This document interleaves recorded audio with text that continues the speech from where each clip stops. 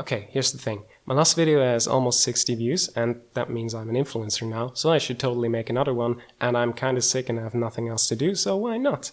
So I thought this time I could talk about something called DeepFake. But first I would start by showing you this picture, which is the Russian army capturing the Reichstag in 1945, but it really isn't, because this is a fake. Well, it's not exactly fake, but it's been staged 2 days after the thing actually happened, and it's been photoshopped, or whatever the 40s equivalent of Photoshop is, because this guy is only wearing one watch, when originally he was wearing two. That was done because that means he was looting dead bodies and it's a war crime and whatever, so didn't really go well with the heroism thing. Anyway, back to the thing. I wanted to talk about DeepFake, which is a new technology that lets you exchange a face in a video with anyone else's face, provided you have a big enough data set. So basically anyone who's famous. Or on Instagram. I've seen a lot of controversy surrounding this lately. Well, not really controversy, mostly just outrage and fear. Deepfake techniques are not illegal, and voice swapping is just a year away. How much worse can it get? Please say not that much worse. I think it can get significantly worse. But so far this technology has mostly been used to put Nicolas Cage in everything he wasn't already in, and also making lots and lots of porn videos by inserting celebrities.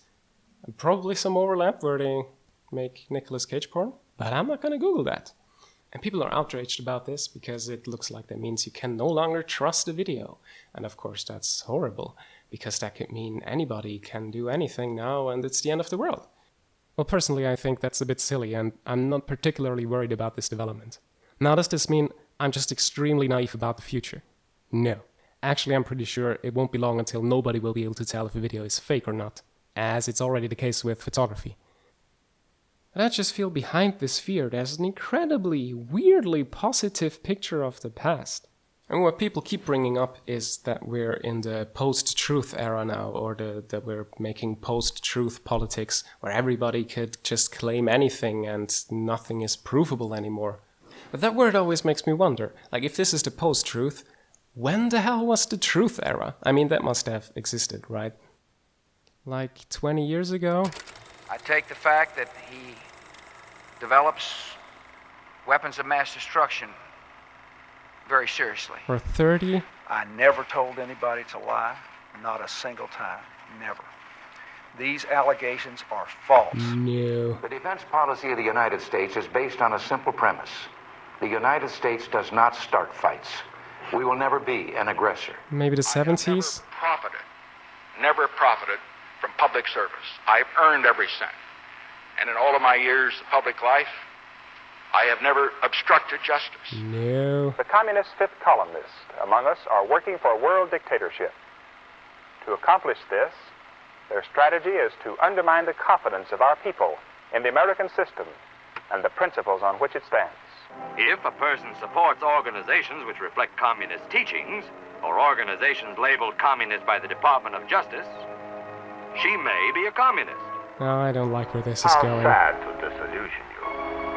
And how easy. Oh, God. Easy because you do not know the Japanese. You only think you do. I went down to the post office and asked that man, could he let me have one of them jobs? Okay, maybe we just have to go back further, right? There must be war. God wills it! Oh no, this can't be right. I will give the people the greatest vision of their lives.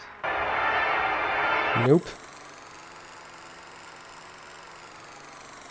The greatest of all pharaohs, Khufu the Magnificent, a man of superhuman strength and courage. Yeah, no. Okay, anyway, you see where I'm going with this, right? Well, people have been lying ever since the first guy blamed a fart on a mammoth. We're just, as a species, very dishonest, and we lie about whatever serves our purpose, especially people in power. And also, you don't need fancy technology to manipulate millions of people. We've been doing that just fine using really simple tools. And you know, for the vast majority of our history, we didn't have video or photography. And most people couldn't even read. So basically, you just had to decide, do I believe this random guy on the street? And that's pretty much all you had to go on. And about the whole how is this legal argument, I don't think it is. Like I said, Commander, Barclay's been running some unusual programs. This is a violation of protocol. Crew members should not be simulated in the holodeck. Commander, I don't think there's any regulation against... Well, there ought to be. Even if somebody did make a video of you saying something you didn't actually say, that's still just lying. It's just more advanced, but it's still lying, it's still slander. So it being a video doesn't make it more legal, but it does make it more disprovable, because you do have something you can analyze. But I feel like since this technology is now available to everybody, it might make us more sensitive to things we should have already been sensitive about. So really, what are we losing? Like, video has become slightly less reliable than it already was. Oh well. But on the bright side, if you live in a developed country, you now have more information available to you than ever before in history. You can travel wherever you want, you can read whatever you please. So if you really care about the truth, you can find it. So I guess at this point all that remains to say is thank you, Nicolas Cage. Thank you.